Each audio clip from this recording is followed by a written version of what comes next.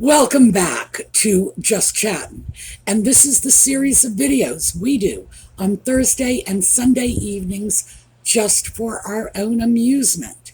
So for all you Audie fans, he is right over here on my desk, staring out the window, looking for birds, I don't know, whatever might catch the fancy of a little cat.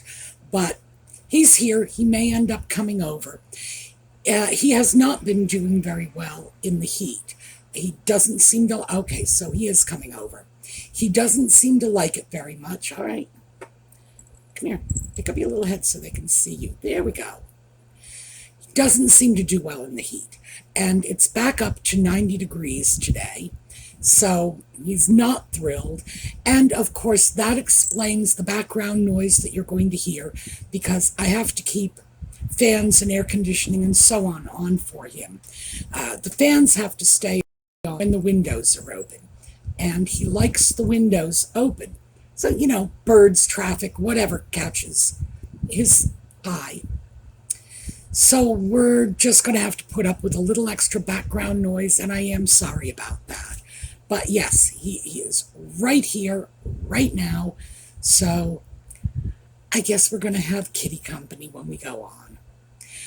Yellow for Catherine, for Lex's mom, for everybody battling cancer.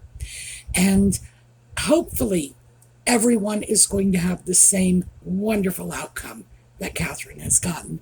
Because yes, she's out of the woods and she is back with her public appearances. Wonderful, wonderful news. All right, I have a few rather bizarre media stories for you today. And when we come back, we're going to get right into it.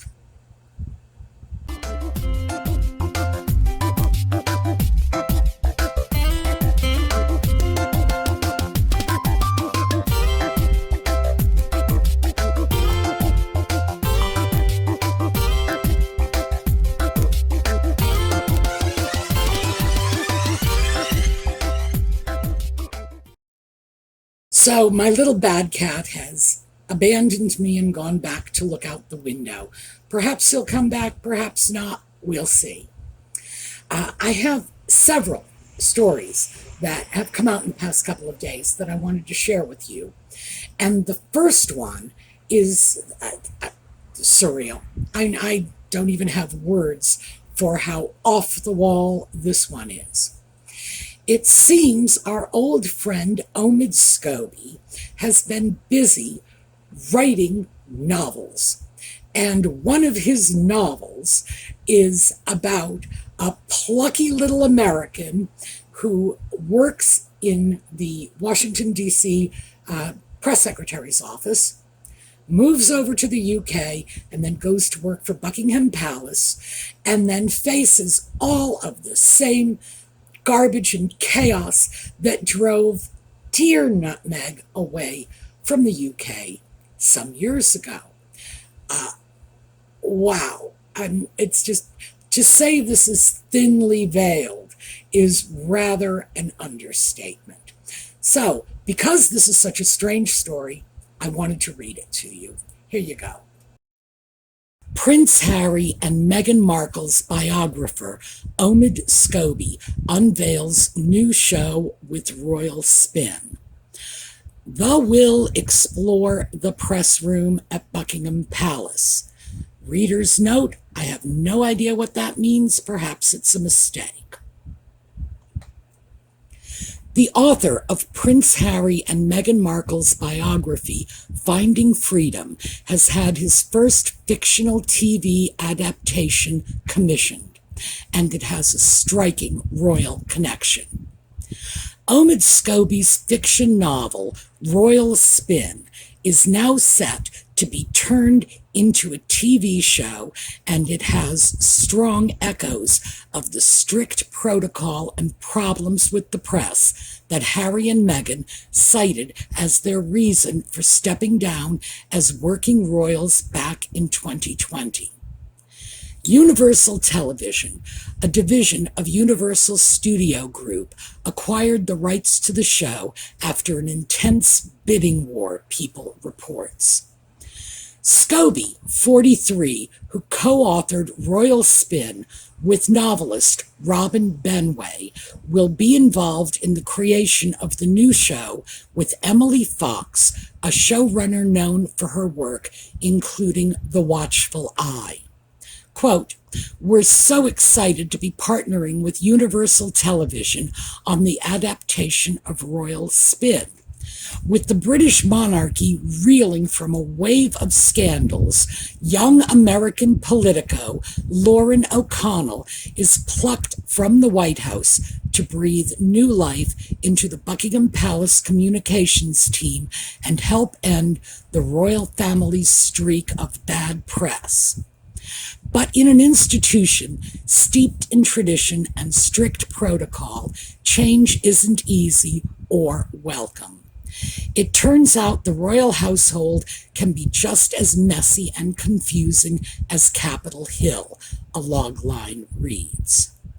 Quote, "Faced with never-ending culture clashes, displeased royal aides with intimidating titles, and risky new love interests, this fish out of water is determined to prove she's got what it takes and might even find herself in the process."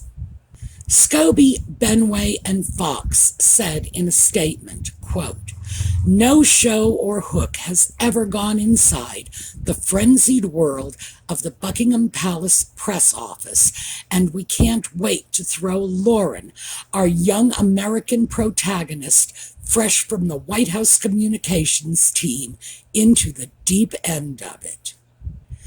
Universal Television's Executive Vice President of Drama Development, Vivian Canton, added, quote, "Offering a fresh take that beautifully blends wit and romance, Royal Spin is a deeply entertaining exploration of the world's enduring fascination with the royal family.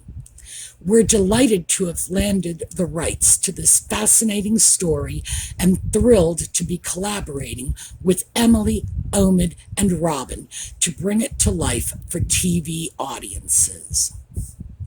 News of the show comes amid a particularly tumultuous time for the Sussexes, who have recently been subject to a barrage of negative publicity following Prince Harry's decision to accept the Pat Tillman Award for his work with the Invictus Games. Tens of thousands of people signed a petition urging American sporting network ESPN to, quote, "rethink" its decision to give the Duke of Sussex 39 the award. The critics also included the late Mr. Tillman's mother, Mary, who said she could not understand the decision to give the award to such a, quote, "controversial and divisive individual."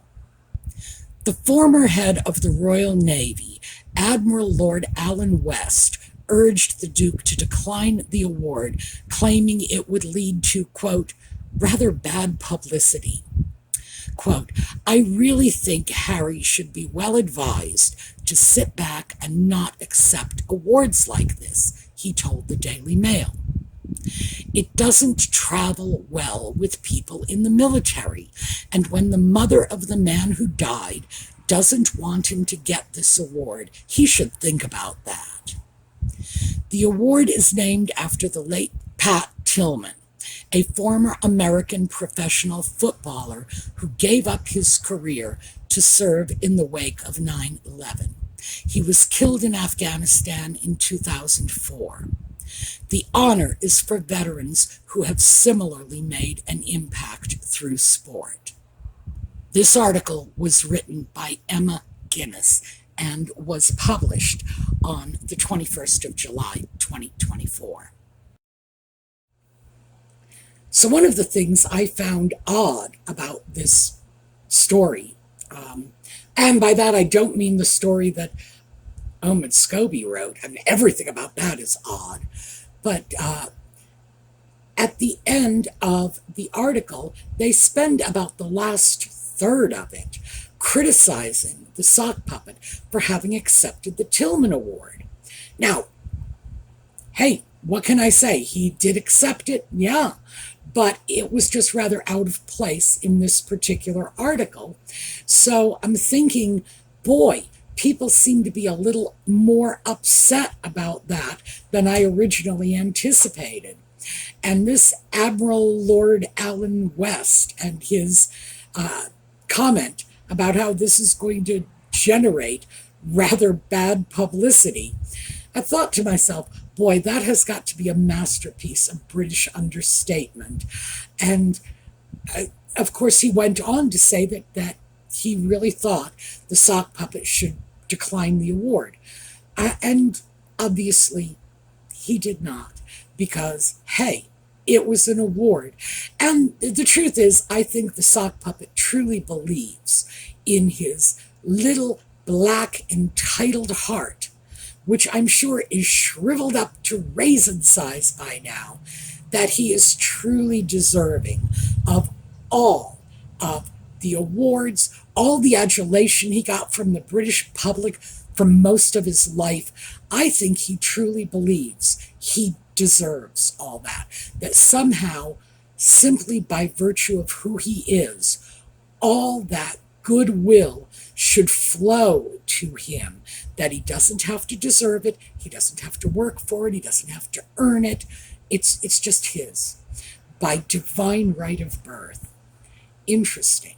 But I am glad that they did, in fact, throw a bit of that Tillman Award controversy into the end of this article, because even though the award has passed, we're still seeing the fallout. So that was a strange one. Personally, I have every expectation that when this show, based on Scobie's book, is actually filmed, what is going to happen is we will see that our plucky little American communications expert is a person of ambiguous ethnicity, and one of the many romances she falls into will be with a princeling. So, yeah, I don't even think there's much of an effort at hiding the real agenda of this, which is to show the communications staff of Buckingham Palace in the worst possible light, with a clear intent of marketing this to the American public, because it will be an American who is on the receiving end of their snotty British snobbery. Yeah. I do worry about this. And at some point, we're going to have to talk about that, because I will tell you right now, for the record, I firmly believe Nutmeg and the sock puppet are damaging Anglo-American relations. I've said this before. At some point, I am going to marshal my resources, dig through the research I have, and just throw this out. Because, yeah, I'm not only seeing this as damaging, but I'm seeing this as intentionally so, particularly when someone like Scobie is hoping to craft a television show around a novel that apparently didn't sell very well, I've never heard of it, that purports to show the people in Buckingham Palace in a very hostile, very un-American light, and market it for the American people. Yeah, I see that as a major problem. Okay, next up. This was one of the interesting stories, and apparently it is coming out now that Nutmeg really did, in fact, have an expectation of moving in to Windsor Castle when she and the sock puppet got married. To call that delusional is just so far out there. That is a massive understatement. She seemed to think that Windsor Castle would be open to her. I know I just said that. I'm repeating it for dramatic effect. How crazy is that? Well, yeah, I can understand why Frogmore Cottage would have been a come down from Windsor Castle. I have no doubt whatsoever that Nutmeg envisioned herself sitting at the head of the table at Windsor Castle, entertaining some 30 or 40,000 of her closest friends and most adoring fans to a nice quiet little brunch. And of course, you got to know that's hyperbole, because there are not even 30 or 40,000 people left on the planet that she hasn't already markled. So how could she fill that dining room? Oh yeah, this was her expectation. And it's just plain crazy knowing that Charles, when he was Prince of Wales, wasn't living in Windsor Castle. The Queen wasn't living in Windsor Castle. She did at one point, and that was in the Second World War, when the family had to evacuate because of the bombing of London. It's like, this is not their permanent residence. This is a castle. It's one of many buildings that is available to the royal family. But is this somewhere that there was any realistic expectation that Nutmeg and the Sock Puppet would move into? No, of course not. It's absolute craziness.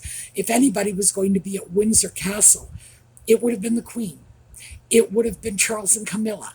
It would have been William and Catherine. It was certainly not going to be Nutmeg and the Sock Puppet. The lesser royals all have their own little private places, and frankly, they are throughout the country. They're not all in London. And this is just how things are done. But apparently Nutmeg was not going to be stopped by modesty from grabbing at the ultimate brass ring. And we've been hearing rumors about this for a very, very long time. And yeah, now they're getting borne out. So that was a truly interesting story to come out of this. So, story number 3. And by the way, all of these are cited in the video notes if you want to go read the articles for yourself. This one is from Daniela Elzer. The last time I spoke about her, I butchered her name. I was calling her Daniela Elsner. And not sure why, it just somehow made more sense in my head. She is an Australian journalist and alleged to be their royal expert. I have no idea where this royal expertise comes from, but I said this before. I believe that all you have to do to be a royal expert is declare yourself to be one, and everybody just says, oh yeah, royal expert. Well, Diana Elzer wrote this bizarre article in which she is allegedly claiming that Nutmeg and the Sock Puppet have lost the battle for the A-list in Hollywood. And the article, which, by the way, like I say, it's in the video notes. If you want to read it, go ahead. It's not very well written, and quite frankly, it's very typical of Elzer's style, which is vicious, catty, and snarky. And she is taking pot shots at people like Tom Cruise. And yeah, I know a lot of people go after him for being a Scientologist. And hey, I got to tell you, I'm not okay with that.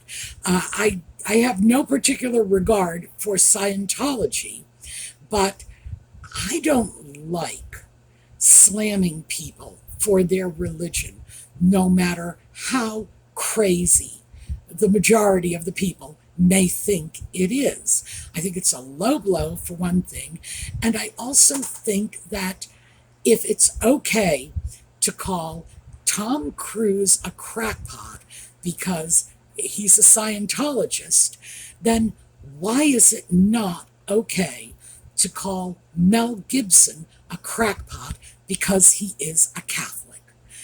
Now, there are a lot of reasons to call Mel Gibson a crackpot, I'll grant you. But the fact that he's a Catholic really shouldn't be one of them.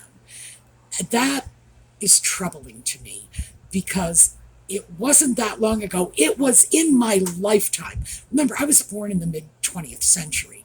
It was in my lifetime that I saw open discrimination against Catholics, against Jews, against Muslims, against Mormons. Yeah, what can I tell you? It's that alone would be enough for me to throw Elzer into the trash heap.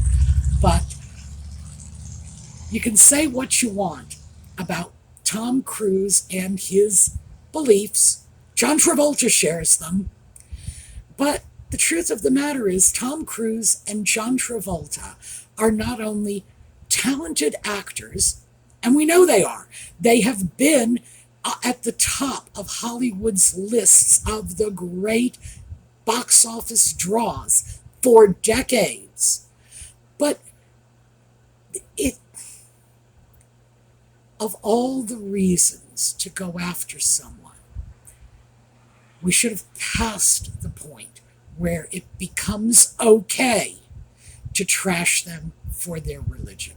Okay, that's enough pontificating.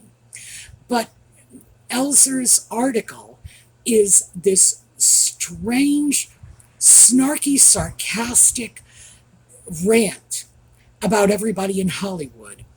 And even though the title is, let me actually quote the title to you.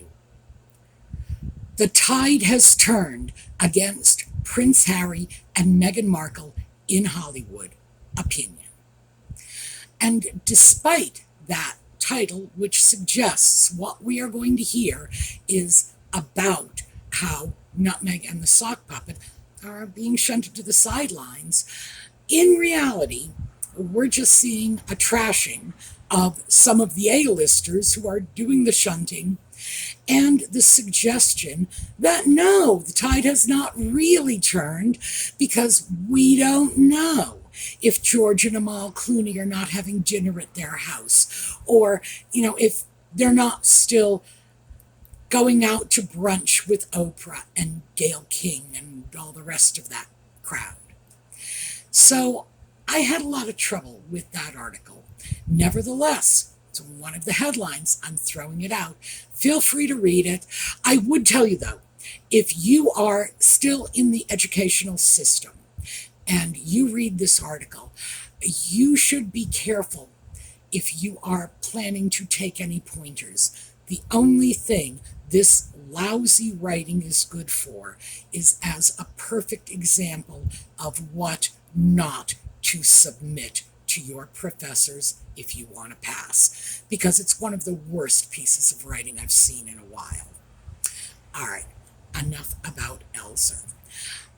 Next up, and I believe this is our final piece, this is a very bizarre bit of utterly created news coming out of Newsweek.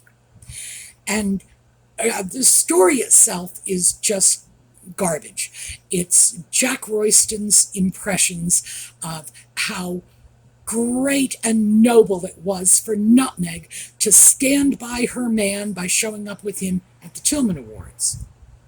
That's a lot like saying it's great and noble of my cat to scamper into the kitchen every time he hears a can opener. Of course she was going to show up. There would be press there. The sound of a flashbulb to Nutmeg is the same as the sound of a can opener to my cat. It's just like Pavlov's dog. They hear the sound, they go running. Of course she was going to show up. She was going to get her picture taken. She probably truly thought she was going to be up on the stage with the sock puppet. I'm sure she believed that to be happening. And so it's a non-story. She showed up. Why does this make her great? Why should she get kudos for this? In fact, if she thinks things are going badly, she cuts him loose and sends him out on his own. And we saw that when he was going off touting his memoir, Spare. She was afraid of the backlash, so she laid low and let him go out and handle the press on his own. So we know really what's going on here. It wasn't stand by your man, it was stand by your paparazzi. Nevertheless, that's just the substance of the article. Here's the part that's disturbing about this. The article was written by James Crawford Smith, one of their royal experts. And we've talked about royal experts. It's like all you have to do is say, I am one and you are one. And he is quoting another one of their royal experts, Jack Royston. It's like, what? I don't even know how they can pretend to keep the word news in their title, because Newsweek is making a mockery of it. This is, to say it's cannibalistic isn't even close. It's self-cannibalism, assuming there is such a thing. I have vivisection, self-cannibalism. Well, for those of you who are particularly observant, you may notice that things might have shifted around a little. I had a technical glitch and I've had to re-record the last couple of minutes of this video. So, back to the topic at hand. Yeah, apparently self-cannibalism is a thing. At least it is in the Westworld universe. I would have a lot more confidence in that if it had actually come from the pen of Michael Crichton, who wrote the original screenplay for the original Westworld, which I think was back in the 70s.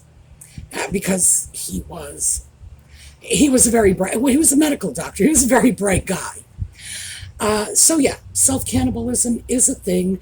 Newsweek is not inventing it.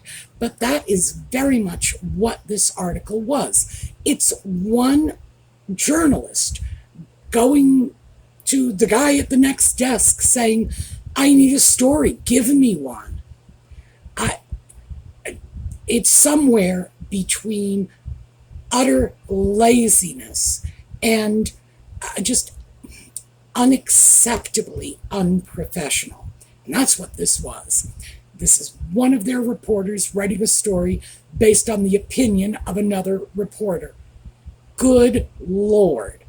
And I don't think that this is the only time we're going to end up seeing this. I think this is actually the shape of things to come. And that's one of the reasons I wanted to put this particular story out for your consideration. That we have now moved so far away from newsworthiness that they're making it up. I mean, really, that's what it comes right down to. They are making it up. It's nothing more than the opinion of a reporter for Newsweek sharing, these thoughts with another reporter who is presenting it as if it is a genuine interview instead of self-cannibalism. I don't even know what to say about it. But like I say, I think this is the shape of things to come. I think this is indicative of how bad it has gotten. So, yeah, these are the stories that are out there. This is what has been making the headlines over the weekend. So we do have some interesting stuff confirming that whole Windsor Castle grab attempt. We have whatever that nonsense is with Omid Scobie's novel becoming a television show. And we have, let's give Nutmeg a round of applause for actually showing up at an event. Good heavens. All right, that's what I have for you today. I will see you all next week. We are going to take a look at a slideshow on the way out.